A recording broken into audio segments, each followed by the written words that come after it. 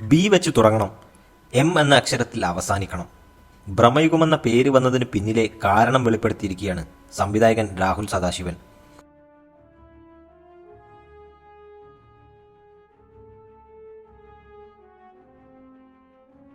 തിയേറ്ററുകളിൽ മികച്ച പ്രതികരണവുമായി മുന്നേറുകയാണ് മമ്മൂട്ടി ചിത്രം ഭ്രമയുഗം. പൂർണ്ണമായും ബ്ലാക്ക് ആൻഡ് വൈറ്റിൽ പുറത്തിറങ്ങിയ ഭ്രമയുഗത്തിന്റെ സംവിധാനം രാഹുൽ സദാശിവനായിരുന്നു.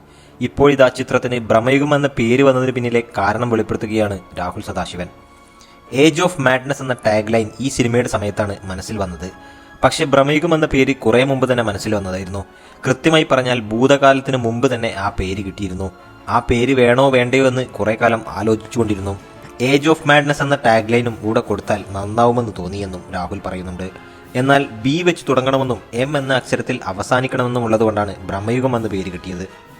ആദ്യം തൊട്ടേ മനസ്സിലുണ്ടായിരുന്ന ആ പേര് TD രാമകൃഷ്ണൻ സാറിനോടും കൂടെ സംസാരിച്ച് ഉറപ്പിക്കുകയായിരുന്നു എന്നാണ് സംവിധായകൻ പറഞ്ഞത്. ഒരു അഭിമുഖത്തിലായിരുന്നു സംവിധായകൻ ഇക്കാര്യം വെളിപ്പെടുത്തിയിരിക്കുന്നത്. അർജുൻ അശോകൻ, സിദ്ധാർത്ഥ് ഭരതൻ, അമാൽ ഡാലിസ്, മണികണ്ഠൻ ആചാരി എന്നിവരാണ് മറ്റ് താരങ്ങൾ. നൈറ്റ് ഷിഫ്റ്റ് സ്റ്റുഡിയോസിന്റെയും വൈറ്റ് നോട്ട് സ്റ്റുഡിയോസിന്റെയും ബാനറിൽ ചക്രവർത്തി, രാമചന്ദ്രയും ശശികാന്തും ചേർന്നാണ് ചിത്രം നിർമ്മിച്ചിരിക്കുന്നത്. വൻ പ്രേക്ഷക സ്വീകാര്യതയോടെ ഓടിക്കൊണ്ടിരിക്കുന്ന ഒരു പടം കൂടിയാണ് ഭ്രമയുഗമെന്ന മമ്മൂട്ടി വില്ലനായി എത്തുന്ന ചിത്രം.